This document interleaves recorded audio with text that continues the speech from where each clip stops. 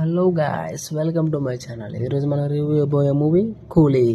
Heroes గురించి మాట్లాడుకుంటే రజనీకాంత్ గారు, నాగార్జున, అమీర్ ఖాన్ అండ్ ఉపేంద్ర గారు, సత్యరాజ్, శోభిన్, శృతి హాసన్, పూజ. మనం ఈ మూవీ గురించి మాట్లాడుకుంటే మూవీ నాకు ఎలా అనిపించిందంటే, ఇప్పుడే చూసి వచ్చా movie okay, not bad, not block buster, not super hit. Movie was very good movie.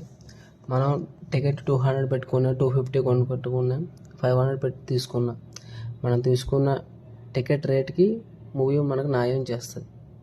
మూవీలో హైలైట్ ఎవరంటే రజనీకాంత్ సార్. ఆయన ఫైటింగ్ స్టైల్, డ్యాన్స్లో grace, dialogue delivery and acting. ఇంకా మనం ఆయన గురించి ఎంత తక్కువ మాట్లాడితే అంత మంచిది, ఎందుకంటే ఆయన యాక్టింగ్తో చింపేస్తాడు మూవీలో.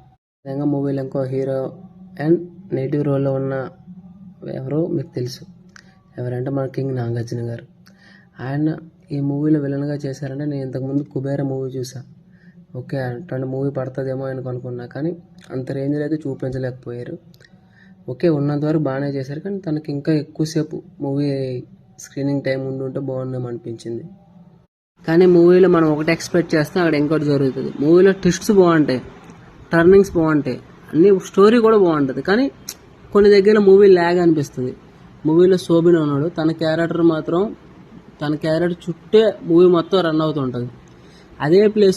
అదే హీరో ప్లేస్ నాగార్జున గారికి ఇచ్చుంటే, శోభిన్కి విలన్ ఇచ్చుంటే, మన టీఎఫ్ఏ ప్రతి ఒక్క మూవీల వరకు కూడా నాగార్జున గారి క్యారెక్టర్ ఆర్క్లో ఉండేది.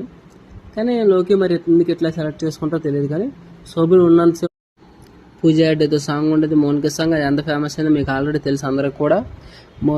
ఆ సాంగ్ వచ్చినప్పుడు కూడా శోభిన్ డ్యాన్స్ మాత్రం ఎరగదీశాడు.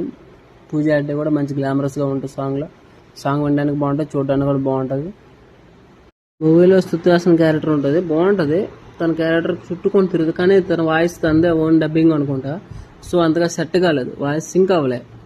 తన ప్లేస్ తన హీరోయిన్ క్యారెక్టర్ వేరే ఎవరికైనా ఇచ్చి ఇంకా బాగుండేదేమో అనిపించింది. కానీ ఉన్నంత వరకు తన యాక్టింగ్ బాగా చేస్తుంది, ఎందుకంటే మనకి యాక్టింగ్ రాదు, ఏమీ రాదు. మనం వేరే వాళ్ళని తక్కువ అంచనా పెట్టి మనం బాగోలేదు అని చెప్పకూడదు. ఆమె ఉన్నంత వరకు ఆమె క్యారెక్టర్కి న్యాయం ఆమె చేసింది.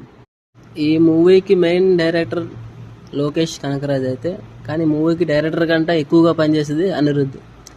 ఫైట్స్ వచ్చినప్పుడు బీజిఎం కానీ, విలన్ వచ్చినప్పుడు విలన్ బ్యాక్గ్రౌండ్లో మ్యూజిక్ కానీ, హీరో సెంట్రన్స్లో బ్యాక్గ్రౌండ్ మ్యూజిక్ కానీ, సాంగ్స్ కానీ, ఎమోషనల్లో మ్యూజిక్ కానీ, everything is top notch for Anirudh. వేరే లెవెల్ ఉంటుంది అసలు. అనిరుద్ధ్ ఎంత హార్డ్ వర్క్ చేసేదో, అందులో లోకి కూడా చాలా హార్డ్ వర్క్ చేశారు. కొంచెం సెకండ్ హాఫ్ కొన్ని సీన్ల దగ్గర కొంచెం ల్యాగ్ అనిపిస్తుంది తప్ప, మిగతా అంతా ఓకే.